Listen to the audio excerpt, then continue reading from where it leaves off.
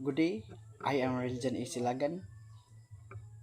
I will be reporting about water light integrity and the importance of keeping it within the ship.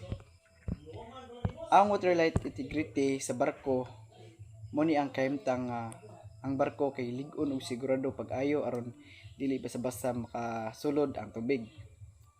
Importance kayo ni kay mo ni ang usa sa nagpanalipod sa barko aron dili dayon malunod kung naaman problema.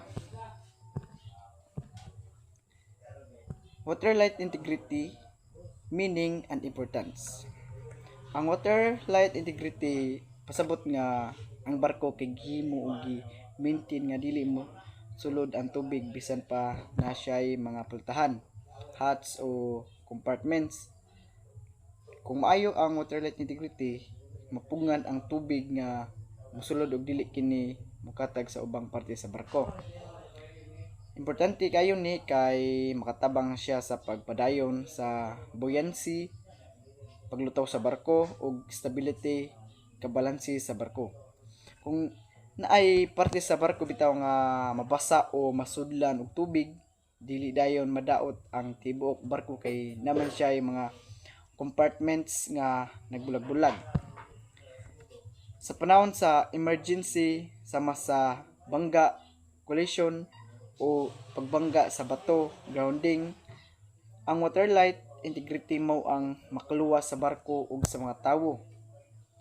Kung sakto ang pagkasira o pagkasarado sa mga water light doors, malikayan ang kusog nga pagbaha sulod sa barko.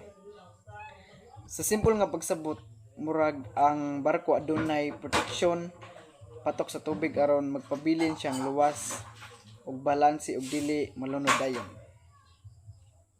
So, giun sa pag-maintain ang water light integrity.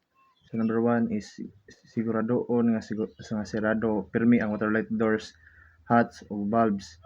Number two is maghimo og regular inspection o maintenance.